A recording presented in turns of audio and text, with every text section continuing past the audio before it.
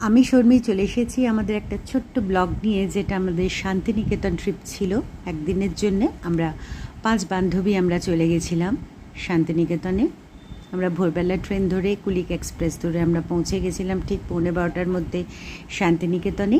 ওখান থেকে আমরা টোটো নিয়ে সোজা আমাদের হোমস্টেতে চলে গেছিলাম। হোমস্টে চৈতি হোমস্টে, একবারে সোনাঝুরি হাটের কাছাকাছি ঠিক আমরা পৌঁছে গেছিলাম। তা এবারে যে গেস্ট হাউসটা ছিল বেশ সুন্দর, পরিপাটি, ভীষণ পরিষ্কার আর প্রচুর গাছে ভরা। এটাই আমার সবথেকে ভালো লেগেছে। আর খুব পরিষ্কার, নিট অ্যান্ড ক্লিন, প্রত্যেকের ব্যবহার ভীষণ ভালো, খাবার ভালো। যাই হোক, আমরা দোতলায় আমাদের ঘর ছিল। আমাদের একটা বিরাট বড় একটা বেডরুম ছিল, যেটা আমরা যেহেতু 5 বন্ধু থাকবো তাই জন্য একটা বড় খাট ছিল, একটা ছোটো খাট ছিল, একটা ডিভান ছিল, টিভি ছিল। তারপরে সব থেকে ভালো হচ্ছে আমাদের ব্যালকনিটা ভীষণ সুন্দর, আম গাছ ঢুকে এসেছে। সব মিলিয়ে আমাদের তো ভীষণ ভালো লেগেছে। আমরা বেশ কিছুক্ষণ অপেক্ষা করলাম ওখানে, একটুখানি রিল্যাক্স করলাম, করে আমরা আবার ড্রেস চেঞ্জ করে আমরা বেরিয়ে পড়লাম আমরা সোনাঝুরি হাটের উদ্দেশ্যে। এবং সোনাঝুরি হাটের উদ্দেশ্যে আমরা বেরিয়ে পড়লাম, কেননা আমাদের লাঞ্চটা ওখানেই করে আমরা একটু শপিং করব। যাই হোক, তারপরে আমরা বেরিয়ে পড়লাম, গিয়ে আমরা সোনাঝুরি হাটে পৌঁছে গেলাম। সোনাঝুরি হাটে পৌঁছে গিয়ে আমাদের রোশনাই বলে হোটেল একটা আছে, সেই রোশনাই হোটেলে আমরা লাঞ্চ করেছিলাম। আমাদের ভীষণ ভালো লেগেছিল, কেননা ওখানকার খাবার দাবার বা এভরিথিং, মানে খাবার রেটও ঠিক আছে, আর ভীষণ বাঙালিয়ানার একটা ওখানে মানে আছে, সেটা তার জন্যই আমাদের আরও বেশি। আমি আগেও একবার গেছিলাম সেখানে, তা আমার রোশনাইয়ের রান্না আমার খুব ভালো লেগেছিল।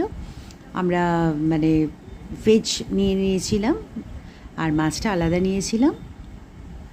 আর কেননা সেদিনকে শনিবার ছিল, অনেকেই নিরামিষ খায়।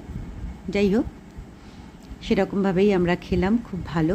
ডাল, পোস্ত, শুক্তো, পাঁপড় ভাজা, বেগুনি, আর লাস্ট পাতে সব থেকে ভালো লেগেছে আমার যেটা, রসগোল্লা। বাঙালিদের তো একটুখানি মিষ্টি মুখ হলে আর কিচ্ছু চাই না।